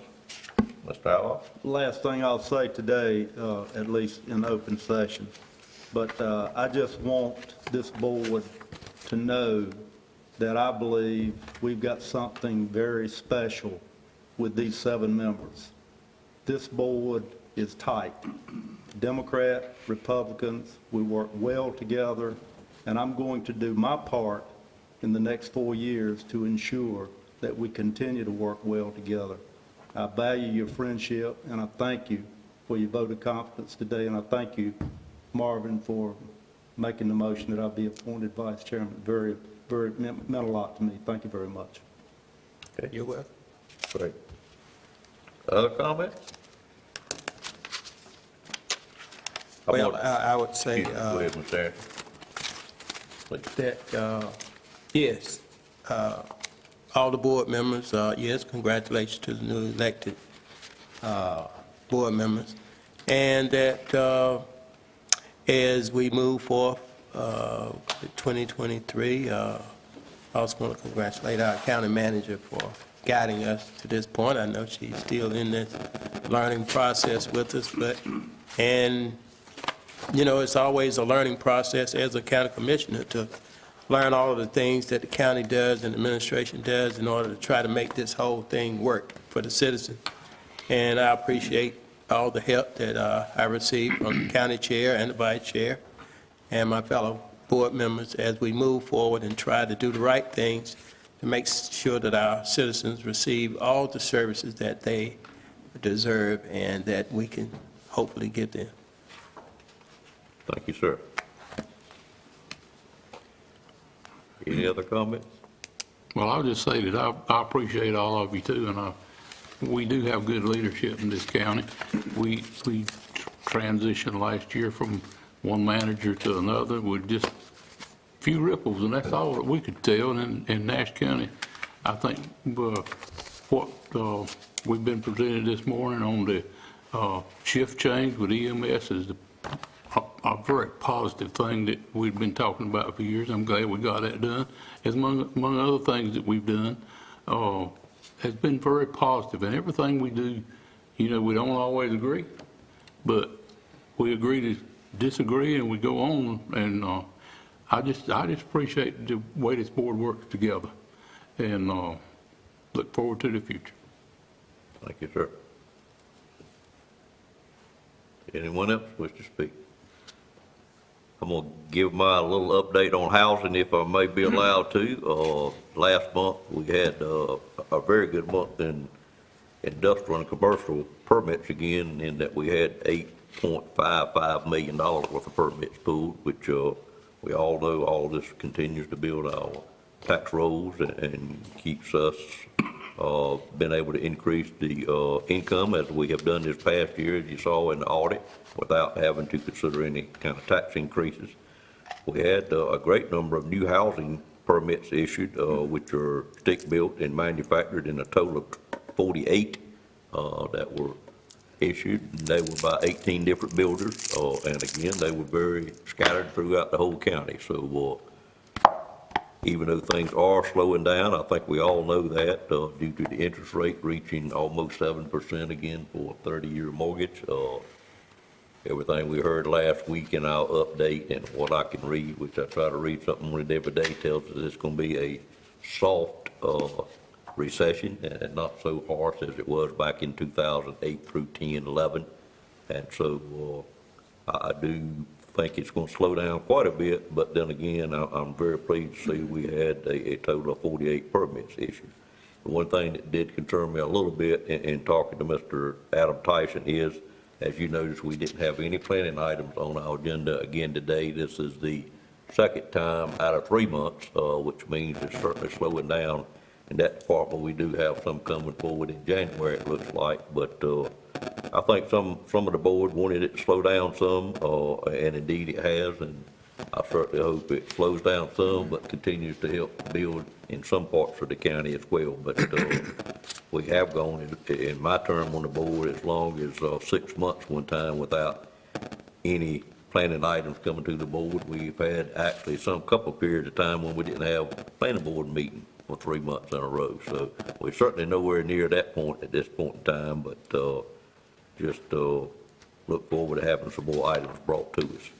The other brief thing I'm going to mention, which I did run by the attorney, make sure I handled right, the Travel and Tourism Board, as you know, we approved a lease for them 5 years ago down at the Mill Village in the house there on Falls Road. That lease came up for an extension to be accepted for another 5 years. That board, I went to their board meeting last week, and they did vote to stay where they were. It is an increase in rent on a monthly basis. That's has been the case the whole time, but the board did vote, and I am signing the lease for that extension. That my signature on that lease has been chair of the Tourism Development Authority, not as a commissioner, so the attorney advised that this board didn't need to take action on it, but I did want to inform you that we will be staying down in the Mill Village for the next 5 years, it looks like, based on the action on travel and tourism. The lease is actually in the county's name under TDA, but the funds to pay that lease actually come out of the travel and tourism's budget, which we approve each year under the TDA, and statute, of course, dictates that they get 2/3 of the money that comes to the county to do their operation with, but that comes out of their 2/3. Anything to add to that, Mr. Durham, is that correct? I think that's correct. I don't know that I remembered that it was in the name of the county, but I think we're still okay. Well, it's in the name of the county, been in the name of Tourism Development Authority, not the county per se itself. That makes me feel better. Okay, all right. All right, any questions on that? But I think it was a good choice for them to stay where they were. And I didn't have anything else, so I'll turn it over to the manager for her report. Thank you. Good morning. Good morning. I, too, congratulate those of you who accepted your oath of office this morning. I selfishly congratulate you as I get to continue to work with each of you, and that's a pleasure for me. So congratulations on that. I also want to echo Commissioner Wilkins' appreciation for the Board of Elections, for John Kearney and his staff, for all of their hard work over the last several months, preparing for and following through with the election process. I'd also like to commend our finance office, Donna Wood and her staff, for all of the work that they've put into the audit, another clean audit. In my new role, I am much more aware of the work that our finance office does on a continual basis, moving out of a budget season and straight into their audit season. They are very busy and get a lot accomplished, and I thank them. As well as our tax office, the collection rate that you all learned this morning was 99.09%, which is still above the state average. And Dora Sumner and her staff have continued to do an excellent job on the collection rate here in Nash County, so I thank them and express my appreciation. For the co-responder program, as of November the 23rd, there were 15 referrals. 11 of those were from our DSS and 4 of those were from our Sheriff's Office. I wanted to share that we have funding through the Down East Home Consortium that we're trying to identify users for those funds for repairs in their homes. So if you all would just think about your districts and any homes that you may be able to help us identify, if you want to just pass an address along to Patsy and her staff so that they can reach out and see if those homeowners possibly qualify for this program, that would be helpful. We have, unfortunately, with many of the grant programs, the eligibility criteria knocks people out. People have needs and they get knocked out because of the eligibility criteria. So we are still looking for some individuals to help through the Down East Home Consortium funds that we have for homes that are in disrepair. And if you want more information about that, Patsy can help you out with that. She and her staff actually run a number of housing repair programs, so sometimes if an individual doesn't qualify for one, they might qualify for another. So if you know of a residence in your district that looks like the home could use some repairs, we could either use a homeowner's name and or an address, and we will reach out and see if we can help those individuals out. I'd also like to announce that as of January 1st, our application process will be open for the commemorative courtyard in front of this building. So that application process is open from January 1 to March 31st. So if you or someone you know has a nomination for the Nash County Commemorative Courtyard, that application can be accessed on the county website.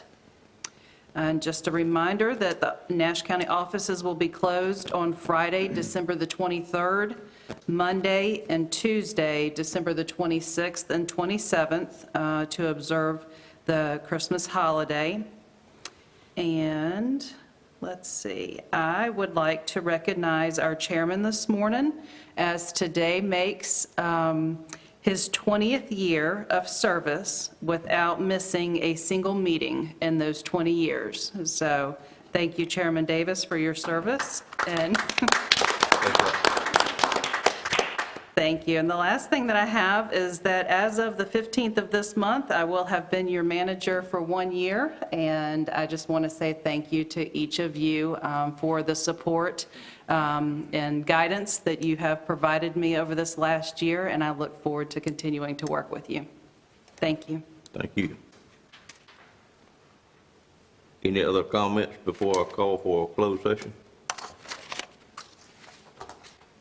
I would just like to again say I appreciate the board putting the faith in me to lead you for the next year again, and I'll sure do my best, but I need feedback from each member to get that done properly, so please feel free to contact me, as I said earlier.